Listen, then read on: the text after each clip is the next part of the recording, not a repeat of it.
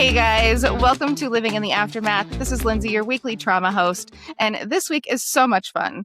This is Teal and Ash. They are very special friends of mine. They are the prevention team for the Refuge, Utah, and I go around with them and we present in high schools. I only get to go with them sometimes. Most of the time I'm a video in their presentation. So when I go in real life, it's even more fun. So I'm going to let them introduce themselves. We have kind of a fun, different episode today where we're going to talk about the things that we go and present in high schools and other places about. And then we also have a fun little game that we're going to play at the end. And so I can't wait to see what you guys score and what you guys think about it. So welcome, ladies. Yes, we're so excited to be here. Ash and I have talked about this a lot. So this is an intro for what the prevention team does. So you kind of mentioned we go into high schools. We do prevention education. And Ash is going to talk a little bit more about what specifically we talk about. But a huge part of our program is going into local high schools in the county. We also go into junior highs. We go into, this is a college town, so we go into the different MTech, BYU, UVU, different youth crisis centers. We really try to make our presentation and program caterable and meet the needs of the community. So really we tell people, if you have a group you want us to meet with, whether that be like we've gone to like mother-daughter nights or like book clubs or like church groups. So really any group that's wanting to learn more about healthy relationships, we are willing to come and talk to the group. So cool. I love coming and talking with you guys just because I think the way that you guys present it is so relatable. And I felt like the one thing that I liked the most, I came and presented with you guys one week and there was another place presenting at the high school that we were at. And my daughter went to both presentations. And the one thing, she said they were both great. They both taught a lot of things. But the one thing she said about the presentation that you guys do is it's so much more personable. And it made her connect to the presentation and see it as people rather than a graph or a number. And that was one of the main things that motivated me to start speaking, was because I realized when I learned about sexual assault or domestic violence or any of those things, it was a percentage and one in so many women. And that's so hard to put into reality and put into your own life perspective. And so I love that you guys have done such an amazing job to do that in the presentation to where it does make it relatable to anyone that listens to it. Yeah, for sure. That's, I think, one of the reasons why we love going into the community and doing our presentations, because I know for me, growing up, especially in high school and early college, I had no idea what I was doing when it came to dating, what was healthy, what was not, kind of going in blindly. And I feel like a lot of people relate to that. And it's usually not until you're in the moment, it's like, oh, I don't know if this is healthy or not. And so knowing that we've all been there, that's kind of our goal with the presentations, is to teach people, whether it's a romantic relationship, relationships with your friends, with family, all those different dynamics, knowing what is healthy and what's not, and how to navigate those kinds of situations is our ultimate goal with it. I think you guys do such a good job. And I think one of the biggest things that I've noticed in talking to people that have gone through different types of trauma, right? I guess the one that's most recently on my mind, I did an episode with a girl named Shannon, and she was assaulted. And it was so interesting because she had a friend who was assaulted by the same perpetrator. And she said, as they were talking about it, they just kept saying, that was so weird. That was so weird. They had a really hard time putting a word to it or identifying it. They just kept saying, that was weird. Why would he do that? That was weird. And I have realized that that is pretty much what happens, I think, to a lot of people, because it is so shocking to be in that situation yourself. And then to identify what is actually happening is so difficult. And so I think it's really important to put real life context scenarios with it, because I think a lot of times that you are just left feeling like that was weird. Why would they do that? 100%. I like one of the slides that we have in our presentation. It kind of shows relationships as a spectrum. Over here is our healthy relationships, and we talk about what that looks like. And then on this far end is abusive, toxic relationships. But where I think it starts to get really confusing is the middle ground. And so we like to talk about, what does unhealthy look like? How to navigate that. When is it time to have a conversation with your partner as far as jealousy goes, and how much is too much, and at what point should we be moving on versus trying to compromise, those kinds of things. Just so hard for teenagers to identify. I think it's hard for adults to identify. At least for me to identify. Yeah, I guess. So, like, the fact that there is even a conversation being started at those early years, I think is so important because I don't know, what started me presenting with the prevention team, I think you weren't even with the team yet, Teal. It was before, yeah. I think it was I think I Joe, started with maybe. Joe. And I remember I went in and I was like, I listened to no humans in my life, not one of them. I feel like I did know the whole time that there was something weird and there was something off. But because I am so passionate now about the marriage is hard phrase, I feel like people realize what normal is. And I don't know that anyone knows what normal is. I think normal depends on the person, right? And so I think figuring out all of those things when you're young, especially maybe with parents who don't feel as confident having those conversations, I think your presentation does really good to open the door to conversations that maybe wouldn't be had, because I think sometimes parents don't even know that they need to talk about those things. I know I never had uncomfortable conversations with my parents. And so then when it came to them giving me really strong opinions about my life or things along that line, I was like, you have no idea who I am. Why would I listen to you? And so I disregarded the things that they had to say rather than it being a more open conversation. I didn't really learn healthy communication. I didn't learn those things as a teenager. And so then when I transitioned into an unhealthy relationship, I felt like I knew better because I felt like I was the only one that knew myself because I had no communication skills at all. I had no idea how to set a boundary. I had never learned any of those things. And I don't blame my parents. I think a lot of parents really struggle with just even knowing how to bring that up as a topic and discuss it with their teenagers. And how do you teach that? I think a lot of times it starts with a conversation. And so I love that the presentation that you guys present does provoke a lot of conversation. Yeah. Well, and I think that's such a, like, when you talk about your experience, I think it's a pretty universal one where it's like the parents don't know how to talk about it. And it's not like any kind of bad intent. It's just probably their parents weren't talking about it. So it's like, okay, how do I know how to talk about it? And I also think just inherently, a lot of teenagers don't want to talk to their parents, even if their parents are healthy. You know what I Yep, mean? And so I exactly. think it's actually very beneficial. And I've seen it when we've presented with you, and then Ash and I have talked about it separately. But it's like, oh, there's a third party coming in that seems cool and comfortable talking about this thing. And I've actually been wondering and having these questions this whole time, but haven't had an outlet. But like now here's this outlet, and I'm having these like light bulb moments. I feel like we talked about a little bit before about like what is your favorite part of presentations. And I think that's a huge part of it for me is like, oh, seeing that light bulb moment in a student and then afterwards having them come up and be like, I didn't realize that what was happening or what happened to me counted. So often I think it's this experience of like, I didn't think that was bad enough. But now that I'm hearing someone in front of me validate my experience, I can like have the eye-opening moment. And it's so great to be the person to be like, oh, okay, and here's resources. And like, you can talk to Yes. Lyndsey or something like that, right? Yes, I just got chills because I was thinking about, I don't think you guys were with me when I went to go do this one. I went and presented at Maple Mountain High School and I got a text after, and I don't know who the student was. They didn't come and talk to me. I have no idea who the student was, but the teacher said that she came up and said that she left her relationship because she realized it was abusive. I don't ever need to speak to her. I don't need to know who it is. I don't need to know the specifics. Just knowing that the way that I presented the situation helped someone feel confident enough to choose themselves. I never felt like I could choose myself and not be selfish and disrespectful to the people around me or the people that I cared about, especially someone that I was in a relationship with. I truly believed that the way that I showed care and love to someone was sacrificing myself.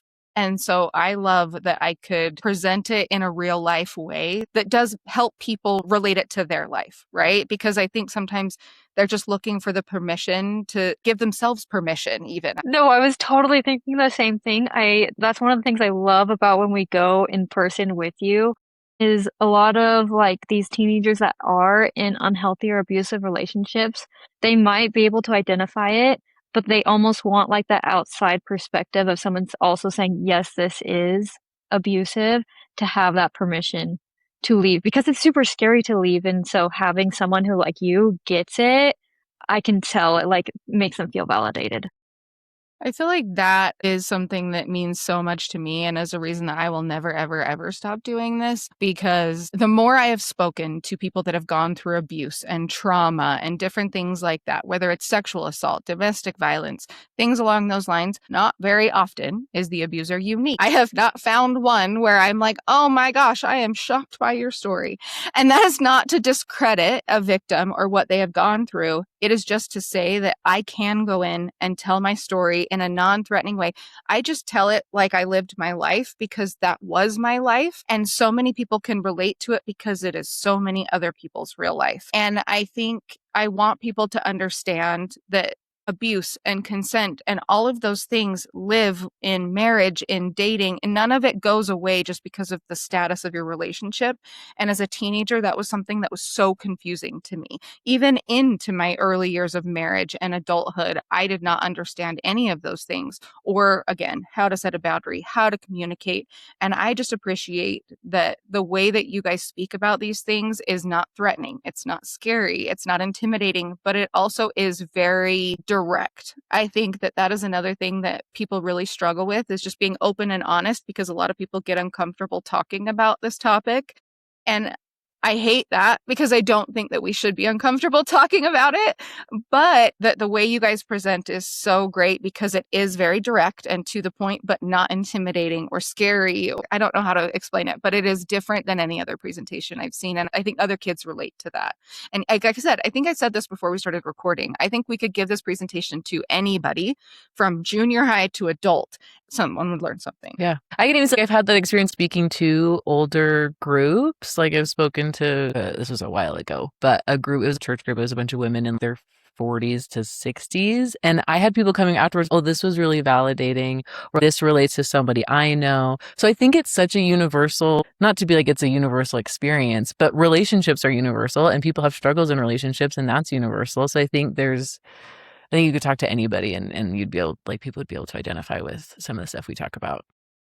I agree. I also feel like everyone has to learn how to communicate. Some people learn it better than others, right? And so I think that having those things that do translate outside of relationships, and I think too, a lot of times when the presentation is given or when people talk about this, they automatically go to dating or married, right? And when I very first started presenting, my daughter was at a different school. And I remember she had gone to one of her friends and was like, hey, we're not meshing. We're not getting along. Things aren't working. And that friend came back to her and was like, well, you're just jealous of my boyfriend.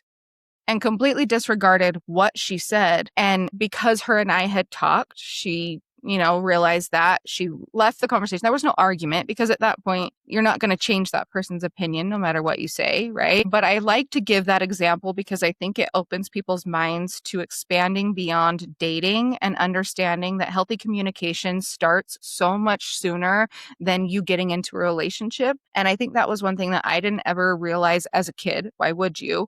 But then even as a parent with young kids, I didn't realize how crucial it was to teach my children how to communicate with each other, because that's where it starts. That's where you make the mistakes and where you figure out what is bad communication and what is good communication. And I mean, yes, we teach our kids not to yell, but I think the biggest thing is teaching your kids how to appropriately handle an emotion. I don't think a lot of times parents teach that, and that can turn so detrimental. And I think one thing our community really struggles with is feeling comfortable to talk about the things that you guys present about. And one thing that I think I wanted your opinion on, I'm sure we've talked about it in the past, but I remember I had gone to the assistant principal of one of the schools and I asked, why do we have to filter what we say in this if they sign a consent? Make it make sense. We can talk about sex. We can talk about how to have sex. We can talk about all of those things, but I can't talk about domestic violence and abuse. And the response was, well, parents don't want their kids exposed to trauma. And it blew my mind, because your kid is exposed to trauma whether you want them to be or not. It just depends on the type of trauma. And for me personally, I want my kid to know how to handle that trauma, not be shocked by it and walk away going, well, that was weird. What was that? And I think that because it is an uncomfortable topic for parents or people to just have in general, I think it does leave people feeling like, well, what the heck was that? Because they haven't ever talked about anything similar or even know how to bring up that conversation. I think even me doing as much work as I have done in therapy, and I would venture to say even the both of you being great communicators from what I can tell, it's uncomfortable to bring up an uncomfortable topic. It just is. It doesn't ever go away. So that's normal. And that's okay. It's okay to feel uncomfortable. And I think I always interpreted if I feel uncomfortable, then that means it's wrong. And that's not the case. Yeah. I like that this is semi-related to what you're saying, but I have recently started telling people when we're in a presentation, we have a presentation about healthy conflict where we just dive into healthy communication styles. How do you resolve conflict in a healthy way? And I've started telling people, and I don't know if this is depressing or not, but I don't know that this ever gets easier, is what I tell people. I think you get better at it. I think it's a skill that you can practice, but conflict resolution and learning how to talk about your feelings and get vulnerable or talk about heavy topics is never going to be this fun thing that everybody wants to do. You know what I mean? You get better at it, but it's not this like easy breezy situation ever. No, So. I will say one thing that I have realized, maybe this is helpful, maybe this is not, but when I was younger and when I felt less confident in who I was and the things that I was passionate about, the things that mattered to me, how do I word this the best? Okay, here we go. Example. When you're a kid and you want your point heard and no one's listening to you, you throw a fit and you scream and you know what I'm saying? You're really loud about it because you want people to understand how important this is to you and it matters. And a lot of people I don't think ever really grow out of that. And so I have found that the more confident I am in the things that I want and who I am as a person and my opinions, I don't need you to believe me or be on my side or have the same opinion that I have. I'm going to express it to you and I don't need to yell it. I don't need to scream it. If you want to listen to me, listen to me. And if you don't, then that's fine too. But I feel much less desire to get someone to agree with me or understand my side now that I am more confident. And I don't feel like I have to convince someone to believe the same thing as me. But I can see that that has definitely come with time and me taking the time to figure out what matters to me. And even with my husband now, I can say, I go to him and we'll talk about things, but I don't feel like I need to argue with him. No, I think I totally know what you're getting at. Because I feel like I felt this way growing up, and a lot of teenagers I've talked to have expressed this, where it's the perception that a healthy relationship means that there's no conflict and you always agree. And if you don't agree, then it's not healthy. And I think that's a misconception that we often have of like, oh, if we don't agree, then like things aren't good with the relationship. But going back to what Teal was saying with healthy conflict, it's like learning to sit in the uncomfortable moments and with the fact that we're not going to agree on everything, and that's actually healthy. We shouldn't agree on everything. That actually can be a problem. So learning how to work through the disagreements and be okay with that, I feel like is really hard to do, but it sounds like you and your husband are at that point, and that's super cool. Thank you. I think it's been a lot of years of therapy and trauma that have got us there, unfortunately, but I am grateful to where we are now because of it. I think that communication is so scary for teenagers in general. I also think that boundaries and conflict, all of that is really scary just as a human, right? Like we talked about, does anyone wake up and I'm going to go fight everyone I come into contact with today? That sounds awful. And so I'm sure there are those people. But I think learning how to do those things in a healthy, respectful way is so hard. I think another thing too is I think that consent is not taught in our society in a way that it should be, in my opinion. I think that that word is turned very sexual because most of the time that word is only brought up when you're talking about sexual consent. But I love that when you guys do your presentation, you bring up consent forms or different things where you put that word into different contexts so teenagers can expand. Because I do think that if we start teaching consent at a younger age, like with my kids, I'll ask, do you want a hug or do you want a kiss or whatever, right? And if they say no, that's totally okay with me. I don't force it. But I think that a lot of times, even with me as a kid growing up, my mom would be like, no, go give your grandma a hug or whatever, right? We were pushed into that situation to where consent feels so blurry for a lot of people in this day and age. because of the society that we lived in and how and it's not a bad thing, right? My grandma loves me. But because we don't teach kids consent in a way that's when they're younger. And it's just your opinion, right? You get to say no. That's all it is. And I think because we don't teach it that way, it does get confusing when we get older. And that's where things get hard and messy. Yeah. I feel like that kind of goes into your question before of like, why can't we talk about like these different things when it comes to abuse in relationships within the schools? And the way I see it is the less that we talk about a topic, the more taboo it gets. And the more taboo it gets, the more confusing people feel about it. And I feel like we experience this not just with consent, but with a variety of different things when it comes to relationships. And it all boils down to our parents and our parents' parents felt really uncomfortable talking about these things. And instead of navigating the uncomfortability, it just sometimes the conversation doesn't happen. And the more it gets put off, the more confusing it gets. And the thing that I love about teaching consent is it's all about giving your kids the confidence that their word matters, that their voice matters. So starting at like as young as 2 years old, it's all about having consistent small conversations. It doesn't have to be a big sit down. The research shows the more small conversations you have, the greater confidence your kids are going to have, the more likely they're going to come to you if they are having an issue, and the easier it's going to be for them to navigate what is and isn't healthy. I agree. I feel like the more I've tried to speak about how I'm feeling or what I'm going through, the more I have found I have a better vocabulary to explain what I'm going through. And people can help me better because I'm able to give them more information of maybe why I'm feeling the way that I'm feeling. But prior, when I felt like I shouldn't be talking about these things or no one cared to listen to these things or whatever the case was, right? Why would I get better at it? I wasn't doing it on a consistent basis. And I think one thing that I am really passionate about, and I talk about it in a lot of my episodes, is I didn't understand that I could be assaulted in my marriage. And I think that I get really passionate about even bringing that up. And I know we're in high schools, right? And they're not even thinking about marriage, but I have two of my daughter's friends that just got engaged. I want people to understand that consent does not go away just because you're married. And that was something that I know that sounds so dumb, but I genuinely did not know that. I did not know that I could say no within my marriage. And I feel so dumb saying that. I judge myself so harshly. And it's things like this where I wish I could just be almost a little more blunt in high schools, because I know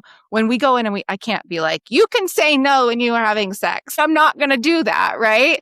But I want them to understand like their voice doesn't go away just because their status to this person changed. And I don't know. I just judge myself so much for not knowing that for such a long time. Well, and I think even the framing, I think it's so common here, especially that like there's this idea that and I even try to phrase it where it's like once you get married, that's not like a locked in eternal yes for all sexual activity ever for the rest of your life like that. And I think if you say it that bluntly, it's like, oh yeah, obviously, but most people aren't thinking that. But I think even in a high school, like saying that you get to determine what your are and like what you're okay with, regardless of relationship status. Because I think even before marriage, there's like pressure that can come in from like, we've been together now for this long. So like we should be doing X, Y, Z. Or if you're a good partner and you really loved me, you would be doing this, or like we would be having sex or whatever it is, right? And so I think both you and Ash were kind of talking about, but I love the idea of like early on having those conversations, because so much of it is like a skill of learning how to be in tune with your own gut and like what you're comfortable with. And I think you can actually kind of lose that, but like building that skill of like, what am I comfortable with? And like my words do matter. And like, it's okay that I have this request or this line. And like people who care about me are going to be respectful of that, regardless of our relationship status. 100%. I talk about that. I think I've talked about that on other podcast interviews where I stopped listening to my gut instinct. And this was like years into my abusive marriage. This had to have been at least a decade in, where I distinctly remember not having a gut feeling anymore. There was no feeling. There was just existing. There was just surviving. And I tell people all the time, like that gut feeling is there for a reason. It's telling you something. It's a part of your body. It's a part of who you are. Listen to it. Be in tune. Maybe that means like you're scared, or maybe it's not a bad thing. but it's there for a reason. And if you ignore it, it does stop happening. And that can be really scary and detrimental, because I definitely view the world differently now. It's part of the reason why I wanted to start this podcast. Trauma completely changed me as a human. I don't fear things the same way that I used to. And I will go through scenarios of like, this could happen. And it is very plausible, but it doesn't scare me anymore because I just don't feel things the same. And the world changes and it goes back, and I'm in therapy and I love my life like that. But those things are changed forever. That is there for a reason. Listen to it because it's part of who you are, and it's a safety mechanism to keep you safe, whether that be personally, physically, whatever that is. And so I think that's huge. Well, I like that you phrased it. It's like a safety mechanism to keep you safe. And I also think it can be a good line. I like to tell people it can be a good gauge for how healthy actually is my relationship. You know what I'm saying? So like it's a good gauge to keep you safe, and then also noticing how your partner, how your family member responds when you are trying to communicate what your boundaries are can tell us a ton about how healthy the relationship is, if that makes sense. Because if you have this right, you're entitled to set those, and then noticing how someone's responding to the boundary also I think can just be a great, gauge is the word that comes to mind. I think that's one of the hardest things, though, sometimes is accepting someone's reaction to a boundary, because a lot of times people really, really struggle with that. And I think I've come into contact with a lot of people that are like, well, if they don't respond well to my boundary, then I'm cutting them off or whatever. And I don't know, like for me, I guess the best example I can give, I talk about this a lot. I say that my family loves me, but they don't like me. And I stand by that. I know they love me. I know that they would be there for me at any given moment in time. But I know, because I don't necessarily make the choices that they think I should make or live my life the way that they think I should live it. They feel like I'm making mistakes, right? They have very strong opinions. And so when I set boundaries that they might not understand, they aren't very receptive to that. I've had to come to realize that that's not about me. And I don't need to make it about me. My boundary doesn't change based on how they receive it. It is what it is. And I am making that boundary because it's keeping me safe. For example, I will go to family parties. I can be out and about for an hour and a half before I get so overstimulated and I feel like I'm panicking and I am having an anxiety attack. I am no longer having fun. No one wants to be around me because I am a basket case. It's not good for any party involved. Okay. You want me to go home at that point.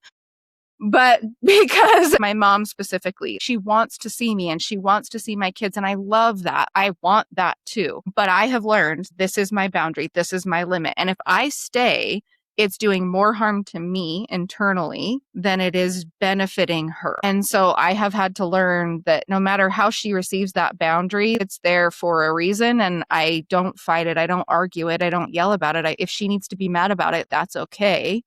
That boundary is for me and the things that I know I can handle. And sometimes she handles it well and sometimes she doesn't. But I have come to learn that like her reaction is not about me either. That's about her and the things that she's working through. And if anything, like I'm just grateful she wants to spend time with me. There could be worse things in the world, right? But it is sometimes really hard to accept people's lack of acceptance for your boundary, and figuring out a way to do that in a respectful way, I think is huge, because I think a lot of times people assume that if they don't agree, you have to fight back or explain why you have this boundary, and none of that is true. Have the boundary. You don't have to explain why you have the boundary.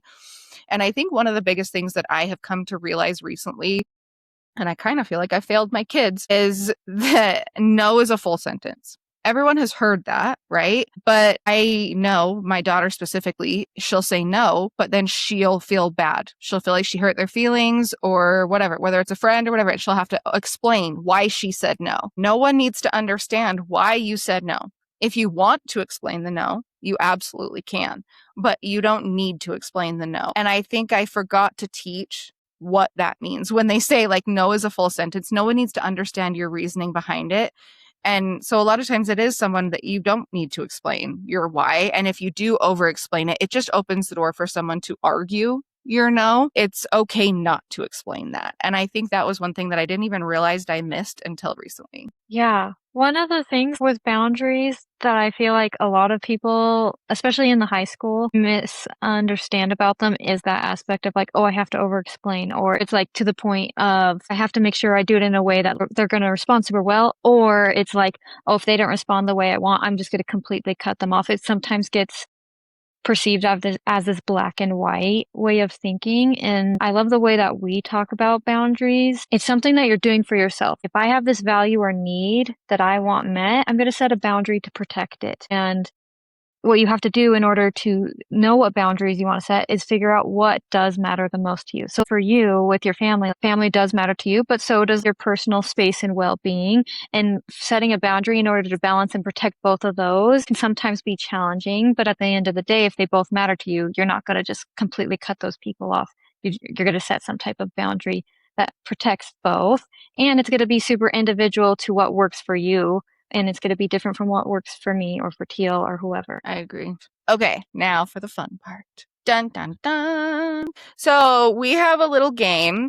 We are going to play a game. We have different sections, and I am going to read off 6 different examples within that section. You are going to rate yourself. You can get a piece of paper, you can get your cell phone out, however you want to do it, mentally do it. So if this comment that I read is usually true, you give yourself 2 points. If it's sometimes true and you're working on it, you give yourself 1 point. And if it is rarely true, you get zilch, no points. We need to work on it. So I'm going to read them through and then we're going to talk about them. But I am so excited to see at the end how it all plays out. I obviously cannot read and rate myself, but I will go back and listen to the episode and I will rate myself because it's fun. That's what I'm like. I kind of want to rate myself. We'll see. You totally can. Yeah, do it. I do. Do it. Okay. So our first topic, boundaries. So our first example that we're going to give, I can say no without over explaining. Shocking that we just talked about that. I didn't even read that, you guys. That was meant to be. So again, 2 points if it's usually true, 1 point if we're working on it, 0 points if it's rarely true. Next one in boundaries. I respect someone's no without becoming upset. That one is kind of difficult.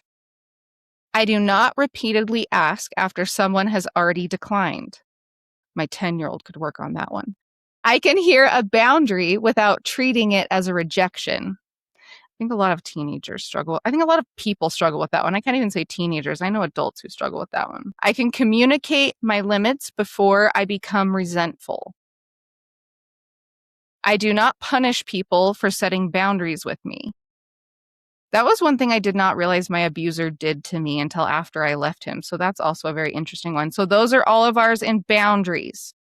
Next section, communication. I can bring up a concern without attacking someone's character. Next, I listen to understand instead of preparing my defense. That one I feel like a majority of the population struggles with and is so detrimental to relationships in general. I think a lot of people could work on that one. Next one, I ask questions rather than assuming someone's intentions. That was a really hard one for me to learn in my healthy marriage because I had to read people's demeanors in my abusive marriage. And so it was hard for me to kick out of that habit. So I wonder how people are going to respond to that one. Next, I can discuss uncomfortable topics without shutting down or exploding. Definitely one that needs work. It does not just happen. That's another thing I think people don't realize with all of these. All of these take work, active effort by yourself to make these things a thing in your life. No one comes installed with all of these things from birth. And I think people assume that you're just supposed to know these things or do them automatically. And I think maybe that's something that's missed now that I'm reading them out loud because I'm reading all these, but all of these things are things I actively worked on in therapy after. Okay, next. I do not use sarcasm to disguise hurtful comments. I think that one is used often. Next, I communicate directly rather than expecting someone to read my mind. Okay, next category, conflict. I can disagree without insulting, threatening, or intimidating. Next one. I do not bring up unrelated past mistakes to win an argument. That one was used against me often, actually. And I think that is used a lot in teenage relationships. When I've heard a lot of teenagers come up and talk to me, that one is very important, I think, to work on. Next one, I can take a break without using silence as a punishment. I love that you guys talk about that one in your presentation too, because I think that that is huge. I think it's so common, silent treatment. It's so bad. I love that you guys bring up that because I think that teenagers in general have a hard time understanding the dynamic of that. And as an adult, I think it becomes a little more clear, but thoughts aren't thoughts. I feel like between the ages of 15 to 23, like, can we really trust any thought that any adult in the world has? No, I didn't. Okay, that's what I'm saying, you know? All right. Next, I do not need to have the last word. My son struggles with that one. That's what we're working on. Next one, I can remain respectful while angry. I think people struggle with that one a lot. I think when people get angry, emotions take over, and it can be really easy to get disrespectful. Next one, I focus on solving the problem rather than defeating the other person. I think that one people struggle with because they want to be right. Next, apologies and accountability. I can apologize without adding a but. Ooh, I hate that one. My son does that one all the time. I'm sorry, but no, stop talking. Stop talking. Next one. I acknowledge the impact of my behavior, not only my intentions. I think that one is really hard that like I struggled working on. My kids say all the time, well, I didn't mean to. And I say back to them, well, I believe that you didn't mean to. If I thought you meant to, we would be having a very different conversation. If I thought you did it on purpose, there would be different punishments. But I think a lot of people don't realize those are two very different things. Next one, I can change my behavior after apologizing. Next one, I do not blame someone else for how I choose to react. Next one, I can admit I remembered something incorrectly. That was something my abuser could never, ever actually accomplish. Next, I can accept feedback without immediately becoming defensive. I tell my kids all the time, you're going to go into the real world, someone's going to give you feedback at work, and you're going to be offended and take it personal.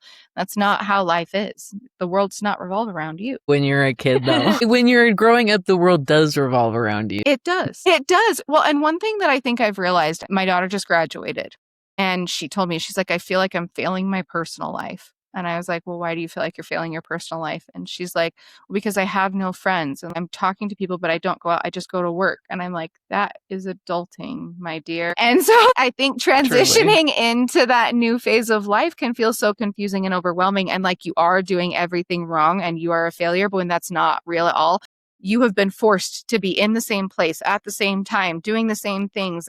You know what I'm saying? And now you get to branch out and do things differently and learn what you want to communicate, what you don't want to communicate, who you want to communicate with. And I think that when that big shift happens and it goes from the world revolving around you because your mom and dad are taking you to school and they're making sure you're doing your homework and all of these things, it can feel really scary and overwhelming. And like, the world should still revolve around you, but that is not real life, unfortunately. Yeah, So, no, That's funny. those transition periods are super hard because I feel like a lot of people experience like that second one, like when moving in with their partner or getting married. It's like another social transition. yes. Period. Now, back to our game. Okay, 5, jealousy and trust. I do not confuse jealousy with love.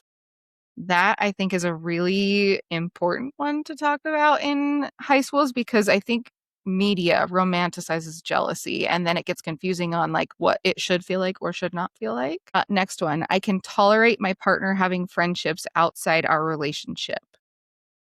Next one, I do not demand constant reassurance. That one I think gets tricky, especially I think for girls who get really insecure. I think that can be really difficult in finding your own confidence in who you are and not needing outside validation. I was not very good at that in my first marriage. I definitely feel like he was my identity. And if he did not think I was cool, I was not cool. Next, I do not accuse someone without evidence. That one's hard. I don't know that you should ever actually accuse someone of something. I think that's kind of an intense word.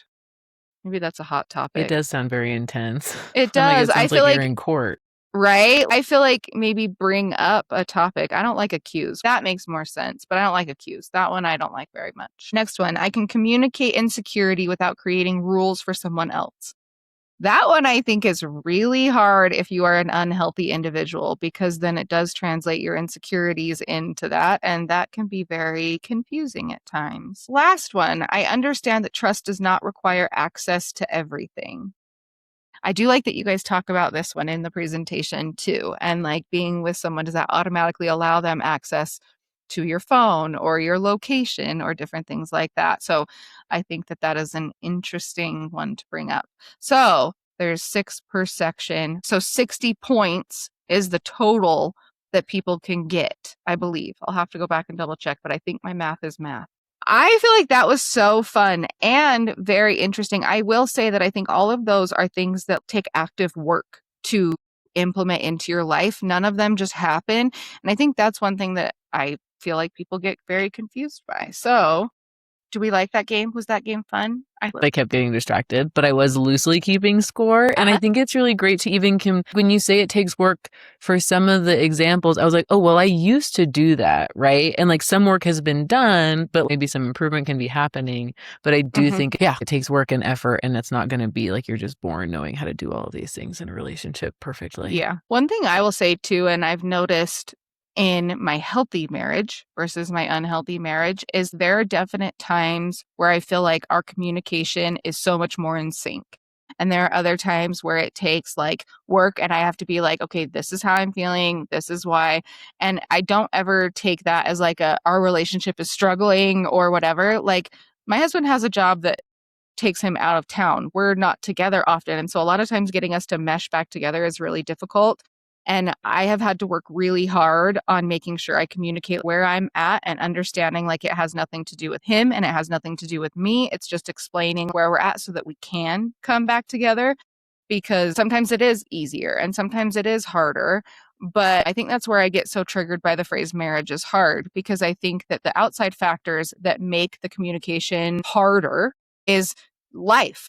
I think it's him being out of town and work and different things like that. The actual communication with him is not hard. And so I think that leads us into our last little section, which is our myth or truth. And I think maybe we'll just go through and I'll read off each of them and we could each have a little opinion on what we feel about it. And then we'll kind of tie up the episode. So the first one, obviously, marriage is hard. You guys know my passion behind this one. I've had so many and you ask every class, you're like, who has heard the phrase marriage is hard? Every single one of them will raise their hand. And I just don't believe that that is true. I really, really don't. And I feel like I can be passionate about it because I've had both. I haven't been with my husband for 2 decades, right? We have been married for just over 3 years, and that's not a long time.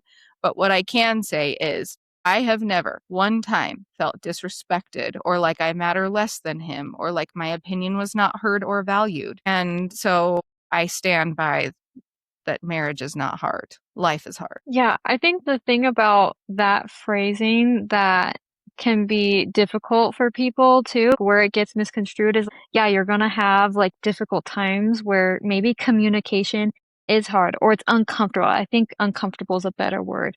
Going back to healthy conflict, no one wants to have those hard conversations and that's going to be uncomfortable, but is it done in a respectful manner? Do we still respect each other at the end of the day and take each other's opinions into consideration? That kind of stuff.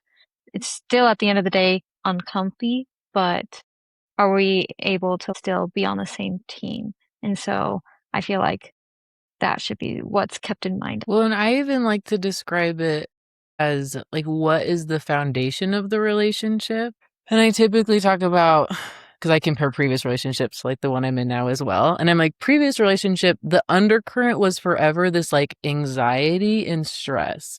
No matter what was going on, that was like the underneath tone. Whereas healthy relationships, the undercurrent is safe and like stable. So even though life is crazy and this is happening above the surface, undercurrent is still safe and stable. So I think like that's what relationships, that's what marriage should be, is like, yeah, I love how you phrase it. Life is going to be really crazy sometimes, but what is the foundation or undercurrent of the relationship? I love that. Okay, next one. Love should be unconditional. I feel like this kind of connects to the first one for me a little bit, where it's like, I can see how that phrase can be totally romanticized. Like, yeah, if you love this person, there's nothing that could happen that could tear you 2 apart. And I hear that and I hear like that leaves so much room for like unhealthy behavior to happen with like out with, you know, with excuses that allow it to continue. You know what I mean? Where it's unconditional. Yes, again, like crazy things in life are going to happen, but you still need to feel safe and protected and happy in your relationship. And if someone's doing something to violate that, then it kind of should be conditional. You know what I mean? Absolutely. That sounds not great, but you have to protect yourself first. And I, you say this all the time, like no one's going to love you or like fight for you the way that you are going to. And so that should be kind of the standard. And if someone is doing something to like threaten that sense, then it should be right. Then like you don't want to be in a relationship like that. Yeah. I kind of want to piggyback off of that because I think that that phrase can kind of like let in the excuse of if this is an abusive relationship, well, your love's supposed to be unconditional. If you're someone who likes the phrasing of love is unconditional, then maybe we need to redefine what unconditional means. And I think that true love, unconditional love, holds people responsible. And so we talk about when it comes to healthy relationships, they're ones where the intent is good and that person takes responsibility. And so if someone's not taking responsibility, isn't changing or doing things with ill intent, that's not unconditional love. And you have to give that love to yourself too. And so if this is a relationship where we're not having that unconditional love to yourself, means holding that person responsible and bringing yourself to a safe space. So I think you need to be in a relationship where we both can hold each other responsible. But then at the same time, if someone is trying to change, we don't want to hold them to mistakes they've made years and years past. One thing I'll say, I think that love to yourself should be unconditional. And that is the only time that it should be unconditional, because I think that is when, if you can take care of yourself, then you can communicate other things. And people who really love you will want you to communicate those things, because at the end of the day, they love you and they want you cared for. They don't read your mind. When I hear unconditional, I hear boundaryless. And I just think healthy relationships, you have to have boundaries. Absolutely. So you can love someone with boundaries. I don't think you can have a healthy relationship without a boundary, because everyone has a boundary, right? And everyone is going to feel better about some things and other things, and it's not ever going to be the same. So I love that. Ooh, this one I like.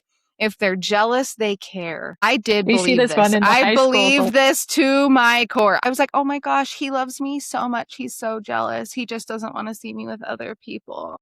And because I talk about how he wanted to date other women, but he didn't want me to date other men. And that was presented as I already had that opportunity, but he cared about me so much that it would hurt him so much to see me with other people. And I was like, that is the sweetest thing ever. And I believed that. And so saying it out now, I like, it's stupid. But I think a lot of people believe that jealousy translates into someone caring. And I don't think that that is real. I feel like that phrase also allows a lot of mistreatment to come in within a relationship, a lot of excuses for bad treatment. At least I say this a lot, of like, there's no good or bad emotions. All of our emotions are part of the human experience, but we do have a choice in how we act on those emotions.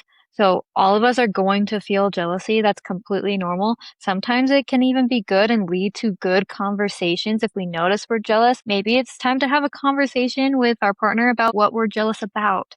But when the phrase of jealousy is like true love, or it means that they care, that is communicating to me it's jealousy that's coming out in someone's actions, where they're looking into your phone and reading through your texts without your permission, or they get really antsy about you going out with friends and you feel self-conscious to talk to other people. And those kinds of things are when jealousy starts to encroach on your independence and autonomy, and that's not healthy. I don't know that I have that much to add to that. That was great. No, that was so good. That was so good. I was like, you crushed that.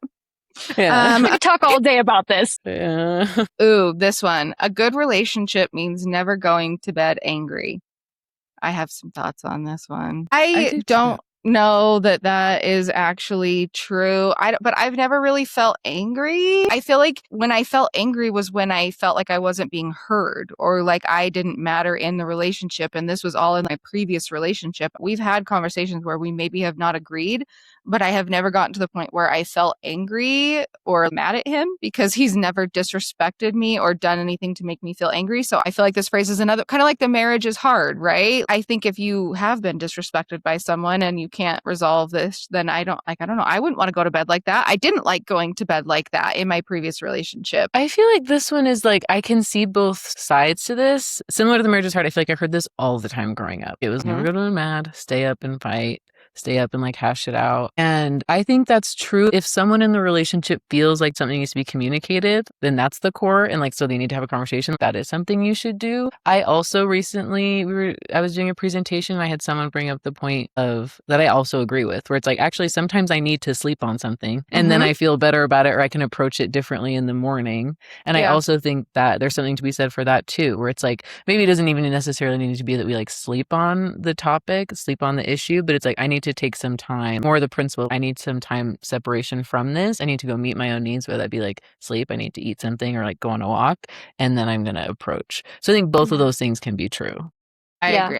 I think along with that, the perception that goes along with like, don't go to bed angry means we have to come up with the solution right here and now. And that's just not possible with a lot of disagreements, or like when there's bigger issues, like things that might weigh on a relationship or marriage. Some of those things are not going to be resolved in one conversation, and trying to put the pressure on a single conversation to resolve those things is going to just create more tension in the relationship. So I think it is important to allow yourself to realize we don't have to resolve this right now. We still care about each other. In that way, I guess don't go to bed angry. We can continue to talk about this later, but it doesn't mean like we have to figure it out right now in order for our relationship to be good. I agree. I feel like putting that pressure on figuring it out right then is just going to push someone to talk if they're not ready.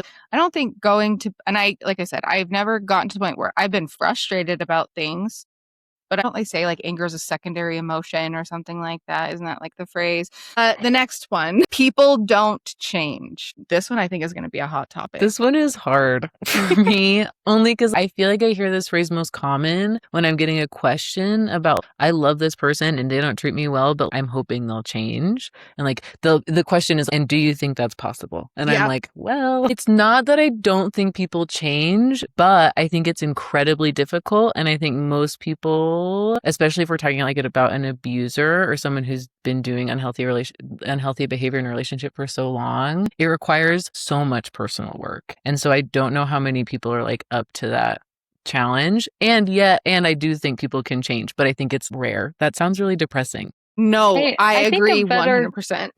Yeah. I think a better phrase would maybe be like, you can't make someone change. Like change is a personal thing. If someone doesn't want to change, they're not going to, but I believe everyone has the capacity to change. So like in an unhealthy relationship, if it's like you're holding out hope that they're going to change, but you've already brought up this issue several times and we're not seeing any type of progression, like you're not going to be the person to make them change. Only they can do that for themselves. And if they're not willing to put in that work, then it's not going to happen. I just remembered my thought because you said something similar. So I told my daughter the other day, I said, like, because I mean, people have problems, right? Friends, relationships, whatever. I said, if you go to someone and you express something that's bothered you and they say all of the right words, but you're still feeling the exact same, then that might mean that things aren't changing. And so I think people do have the ability to change. I think a lot of times people will say that they're changing or say the right words to make you feel like you're changing, or feel like they're changing. But then it gets really confusing if your body isn't feeling like it's changing. And so I agree with Ash. I think that it's not common. I think that even in like very basic unhealthy relationships, and I don't know if that's the right way to put it, but before it goes, you're being hit and that, right? Just someone holding themselves accountable to hurting another person or hurting their feelings, that sucks. No one wants to admit that they did something wrong, and it's hard. It's hard for people to hold themselves accountable. And so I don't think a lot of people have the emotional bandwidth to hold themselves accountable to change. And so I don't think it's the ability, I don't think it's people can't. I think it's that they don't want to do the work to change, is my opinion on that. I agree. Ooh, this one. Trauma makes people toxic. I've had multiple people tell me I'm toxic because I talk about my trauma all the time and that it's unhealthy. That's interesting. I listened to this other podcast. It's like by a psychologist. She talks about different murder cases and the history behind the people who did it. And she has this phrase she says a lot where it's like, I gotta make sure I remember it right, but most people who abuse others have been abused themselves, but that does not mean that people who have been abused will go on to abuse. So abuse is a learned pattern, but that doesn't mean that because someone's gone through something traumatic that they're going to be a toxic person necessarily. I agree. I think it's like what you take out of your trauma. And for me, I feel like I could have stayed a victim and been really pissed off that it happened to me and then I left with nothing and all of these things, right? But I wanted to give it a purpose. And I think as long as you give it a purpose and make it something bigger than you, it isn't toxic. I think a lot of people assume that just still talking about it and not moving on. I get a lot, well, why don't you just move on? Well, I feel like this is me moving on. I am healing. I'm learning what I care about, what matters to me. I feel like I'm helping others. I can see I definitely talk about things more openly than I did before. And I talk about topics that a lot of people are uncomfortable talking about. But I have learned I want to have those conversations with my kids because I talk openly about my abuse with my children.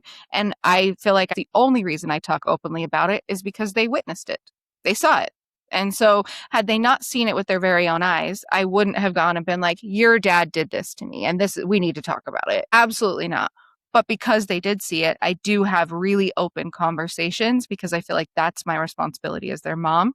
But I have a lot of people that disagree very strongly with that and feel like I shouldn't be talking about it at all. So interesting. Only because I would argue that only makes things worse. And we kind of talked about this earlier, where if a topic feels taboo, and especially I think if kids or teenagers, they're thinking about it or wondering about it or asking other people about it anyways. So then you not directly addressing it only, I would argue, it compounds the issue.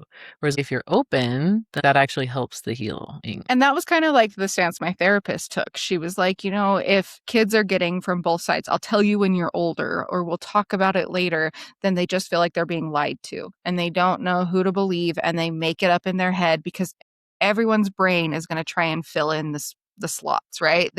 No one likes missing time. And so if you don't talk about it, your brain's naturally going to try and do it anyways. And so I don't ever openly share things that they didn't see, or if they have questions, I try to answer them in an age appropriate way. But I've had a lot of people, especially people close to me, that just feel like I shouldn't be talking about this anymore. I should be moving on. And I don't know. I don't think I'll ever agree with that because Yeah. I'm feel always like an it's advocate for healing. talking. I think intention matters, and whenever you're talking about it, it is with a very specific purpose of trying to educate your kids so that they know about these things. When going into the high schools, educating them so they know how to stay away from these kinds of relationships, how to be in a healthy relationship. Your intention is always for a greater purpose versus what I could see some people seeing as toxic is if it's always bringing it up as an excuse to not be there for your kids or for other people. But I think the intention you always have is educating, which is so important. Thank you so much. All right, our last one. I love this one. Good communication fixes everything. I agree. I have nothing to say. I agree 100%. I did not realize how important communication was until, I tell my kids all the time, no one comes to this world installed with mind reading. If you don't communicate what you need and what you want, how is anyone else in the world going to know it? And I didn't ever realize how important that was. And I also didn't realize how important it was to learn how to care for myself and then communicate the things that were inside of me. Caring for yourself is one thing, but then learning to not sacrifice yourself to take care of others and communicating that in a respectful way, I think was really, really difficult. And I think at the end of the day, me and my husband have talked about it up and down, left and right. The one thing it always comes back to is if you can communicate about it, then it works. And it's communication is the answer to most things, I think. Yeah. Well, and I think something with that too that's important to keep in mind is that communication, for it to be good, has to go both ways. If my partner is not willing to communicate with me or my friend's not willing to communicate, I can't make up for that lack of communication by communicating more. So it's Yes. got to be going both ways to make it work. I love that. That's so good. I was going to say the same thing, right? I feel like, because I like to say the same thing in presentations, communication can solve 90%, if not 100% of issues if both people are equal amounts invested in the good communication, right? So as long as it's an equal communication dynamic, then yes. I think it can solve anything. Well, thank you guys so much. This was such a fun conversation. Yes. I mean, it's kind of like what we do anyways, but I think it was way more fun. So thank you guys. I'm like, let's do this again sometime.